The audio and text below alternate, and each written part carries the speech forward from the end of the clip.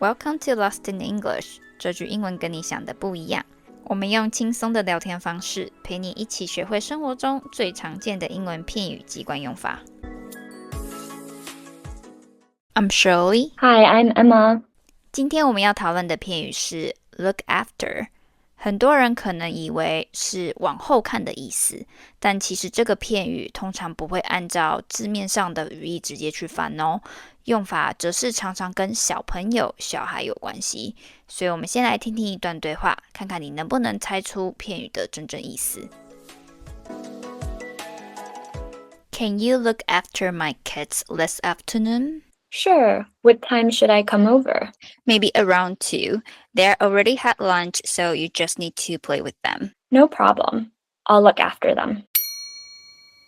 So, Emma, what does look after mean here? Look after means to take care of or watch out for someone or something. 这个片语里，动词 look 本身有看或者是注视的意思，而介系词 after 则是有在某个人或某样东西后面追随的感觉。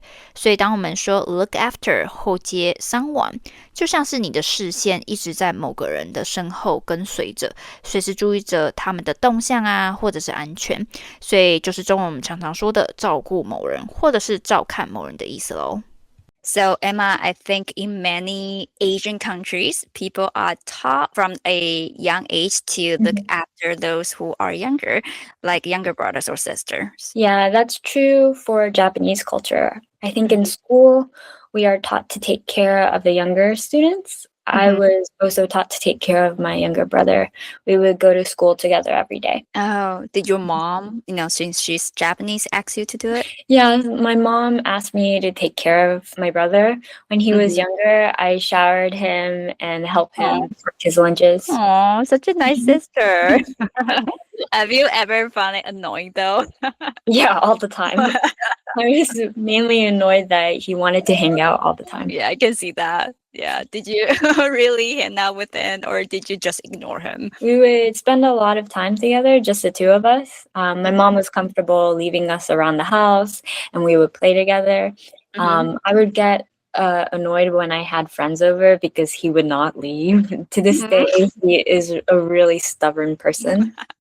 Hearing you saying that, yeah, that's exactly how my brother talks. Is he older than you?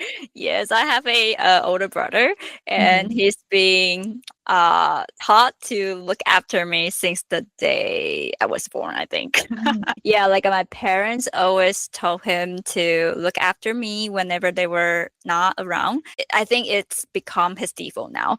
Like he's so used to it, and he takes care of people who are younger than him without even realizing he is doing it. I think it's my default as well. I'm good at looking after other people. Yeah. What about your dad? Since he's an American, did he ask you to do the same? My dad did not really have to tell me to do it that much. So I think in Japanese culture, there's an emphasis on taking care of each other. In current American culture, there is a lack of emphasis on that. But it used to be more community-based in like the second half of the 20th century. Like around the 1950s. Oh, yeah. I think I've heard about that from older Americans. Yeah, he said that he was usually home alone as a kid, but his neighbor would go to his house and check on him sometimes. Yeah, there is still an emphasis on families helping each other out in the US, but not as much as Japanese families. So Japanese families often live together longer than Americans. For my dad, he comes from a time that was more community-based, so he likes that sense of community. Right. That makes sense. Yeah, that's like a pretty big cultural difference. Yeah. What about at school? Do you look after younger students? I would say in Japanese school, we often looked after younger students. So there was a culture of taking care of each other. Younger students often mingled, talked or played with the older students. Yeah, we have a similar culture in Taiwan. What did you guys do together, by the way? We would often like clean together and play together during recess or break. The other students sometimes helped younger students with their homework. Oh, I see. Was that like volunteering, or did older students just have to do it? It was encouraged to do so. Sometimes with cleaning, I think that was a time when we were told to look after the younger students. In some schools in Taiwan, it's kind of similar. Once you are no longer a first-year high school student or a freshman in college, you might be assigned to look after a younger student. I see. What kind of activities do the older students do with the younger students? It's pretty similar. If a younger student needs help with anything at school, like homework, like clubs, or any other activities, you become their go-to person. That's really nice. You get to spend a lot of time with them. And what about in the US? I feel like people don't really focus on age as much. Yeah, in the US, it's definitely different. There wasn't really a culture of looking after one another. Sometimes if we know younger students, say there's like your sibling's friend, you would say hi in the hallway. Or if you play the same sports, you would say hi and maybe talk to them a little bit. But there really isn't an emphasis on taking care of the younger students. You would talk to them because you know them or are friends with them. Okay, that that totally reminds me, like back in high school, my brother's friends used to say hi to me, kind of awkward.